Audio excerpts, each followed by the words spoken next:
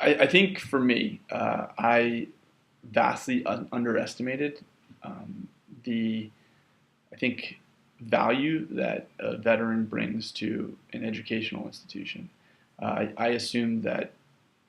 I wouldn't be nearly as competitive as a lot of my peers who had worked in finance or consulting when applying to a top MBA program. But in all honesty, I think veterans are pretty highly valued by most of the top schools around the country, and so I wish that someone had told me to go through the process, apply to school, and let them tell you no, rather than just kind of psyching yourself out and assuming that you couldn't get in. There are lots of, at least here, and I think other schools have dedicated resources in the admissions office that help with veteran applications. They will go out of their way to ensure that if you're on deployment and you need to interview, they'll set something up so you can do your interview through Skype or from a ship, and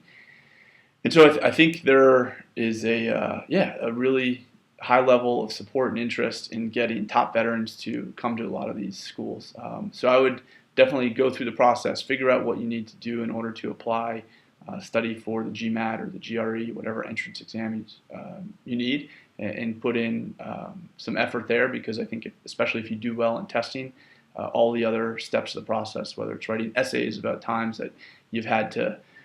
deal with stress or influence people under pressure, those are situations where veterans can excel compared to their peers. Interviews, I think, are much more interesting when you can talk about landing ships on a carrier at nighttime,